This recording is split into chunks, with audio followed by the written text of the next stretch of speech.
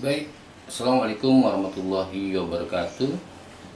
Kembali di channel YouTube saya, Sahrul Mustafa. Kali ini saya akan membahas soal isu tentang perda pajak yang mengatur tentang kos-kosan atau pajak kos-kosan.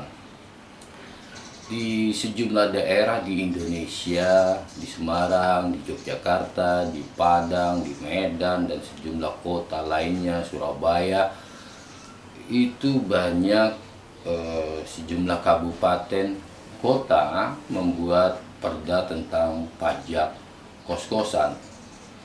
Ada yang memberikan judulnya tentang penyelenggaraan usaha kos-kosan, ada yang memberikan judul perdanya tentang izin penyelenggaraan kos-kosan dan sebagainya. Tetapi intinya bahwa perda tersebut mengatur tentang pajak, pembayaran pajak kos-kosan.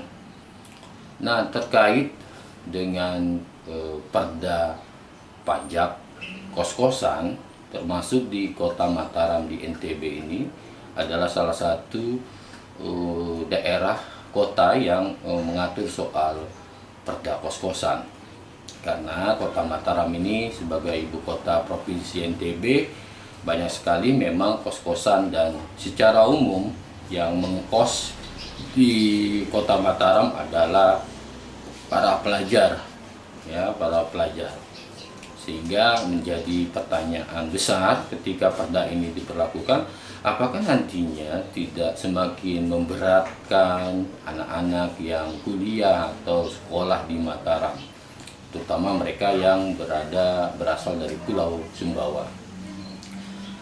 Terkait dengan sikap pro kontra terkait dengan perda pajak kos-kosan, sebelum saya membahas tentang perda kos-kosan secara khusus, saya ingin terlebih dahulu melihat jenis pajak daerah yang diatur dalam undang-undang pajak daerah, yakni Undang-Undang Nomor 28 Tahun 2009. Itu mengatur soal Undang-Undang Pajak Daerah dan Retribusi Daerah, dan dalam undang-undang tersebut telah jelas apa saja jenis-jenis pajak yang bisa dikenakan di kabupaten kota.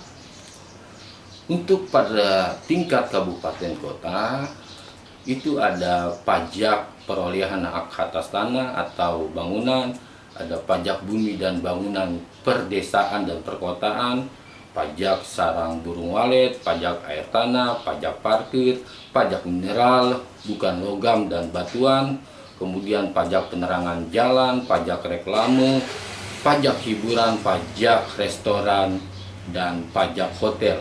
Jadi ada sebanyak 11 jenis pajak di tingkat kabupaten kota yang menurut Undang-Undang Pajak Daerah dan Retribusi Daerah mengatur tentang jenis-jenis pajak yang boleh diberlakukan di tingkat daerah, yakni berdasarkan Undang-Undang Nomor 28 Tahun 2009. Lalu menjadi persoalan, ternyata di luar itu daerah mengambil inisiatif untuk membentuk perda pajak kos-kosan.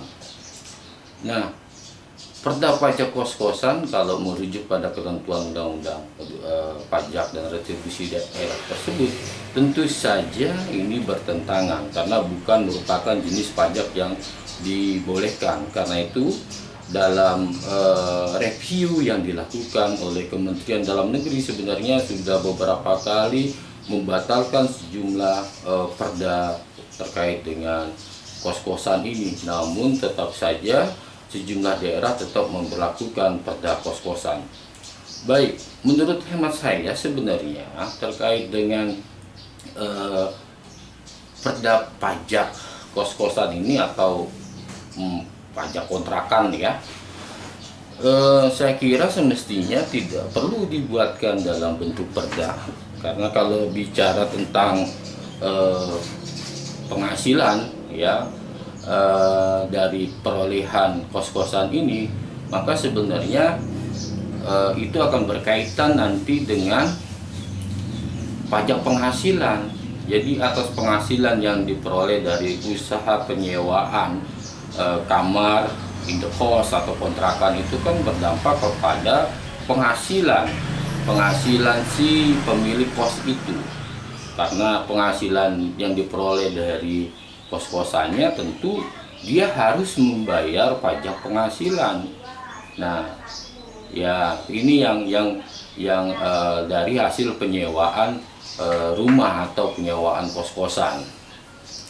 Nah, hal ini tentu saja ya sesuai dengan ketentuan pasal 1 Undang-Undang Nomor 10 Tahun 1954 tentang perubahan atas Undang-Undang Nomor 7 Tahun 1983 tentang pajak penghasilan, sebagaimana telah diubah dengan Undang-Undang Nomor 7 Tahun 1991. Apa yang dimaksud dengan pajak penghasilan?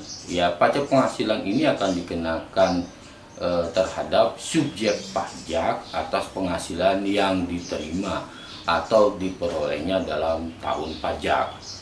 Adapun yang menjadi subjek pajak ini diatur dalam pasal 2 ayat 1 Undang-Undang Nomor 36 Tahun 2008 tentang perubahan keempat atas Undang-Undang Nomor 7 Tahun 1993 tentang pajak penghasilan, yakni ya pajak penghasilan ini itu bisa dikenakan oleh orang pribadi ya, kemudian juga warisan yang belum terbagi sebagai satu kesatuan menggantikan yang berhak ya, kemudian badan dan bentuk usaha tetap.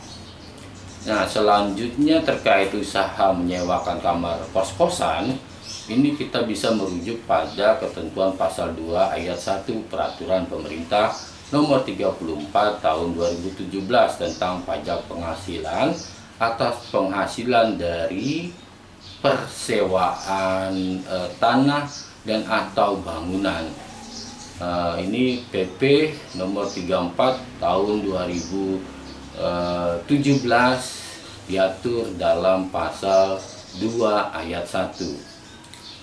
Saya akan sebutkan bunyi dari pasal tersebut.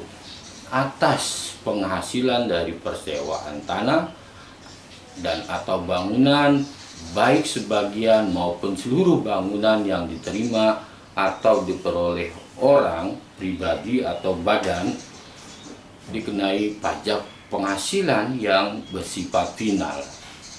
Yang dimaksud dengan sebagian dari bangunan adalah areal baik di dalam bangunan maupun di luar bangunan yang merupakan bagian dari bangunan tersebut, seperti teras bangunan, kamar di dalam sebuah rumah, paviliun, kolam renang, dan sebagainya. Penghasilan yang dimaksud di atas tidak termasuk penghasilan yang diterima atau diperoleh dari jasa, pelayanan, penginapan, beserta akomodasinya.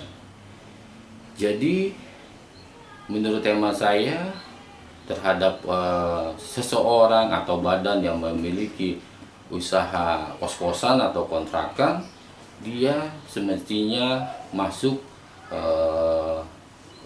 dalam pajak penghasilan. Jadi dikenakan pajak penghasilan. Nah,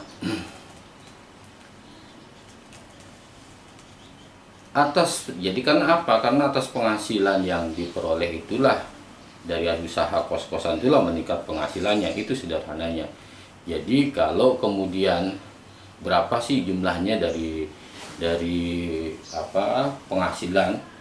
Jadi menurut pasal 4 PP 34 2017 ini adalah sebesar 10% dari jumlah bruto nilai persewaan tanah dan atau bangunan, itu yang akan dikenakan.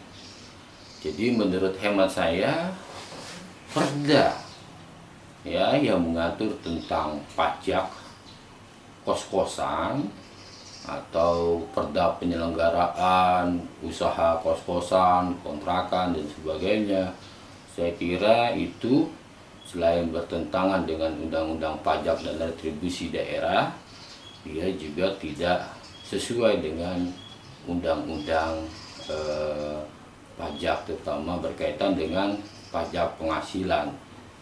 Jadi semestinya tidak ada lagi perda yang mengatur tentang kos-kosan atau kontrakan. Ya, demikian saya kira terkait dengan beberapa perda yang mengatur tentang perda kos-kosan. Apapun alasannya, kalau berkaitan dengan pengenaan tarif, pengenaan objek dan subjek serta tarif terhadap perda kos-kosan tersebut, apalagi dikualifikasi sebagai bagian dari pajak daerah, saya kira ini tidak sejalan dengan ketentuan undang-undang pajak dan retribusi daerah. Dan silakan saja gitu ya, sebagai warga negara, jika Anda merasa dirugikan, Anda bisa melakukan judicial review terhadap keberlakuan perda tersebut. Dan bagi sejumlah daerah yang perdanya telah dibatalkan oleh Kementerian Dalam Negeri, ya, perda kos-kosannya atau perda indekos sudah dibatalkan oleh Kementerian Dalam Negeri, semestinya sudah harus dicabut, sudah tidak diberlakukan lagi. Tidak perlu lagi ngeyel-ngeyel, mensiasati, merubah namanya, tapi tidak merubah substansinya. Demikian menurut hemat saya. Terima kasih atas perhatiannya. Silakan saran, kritik, komentar bisa disampaikan melalui komen YouTube saya. Wabillahi taufiq wal hidayah. Wassalamualaikum warahmatullahi wabarakatuh. Semoga bermanfaat.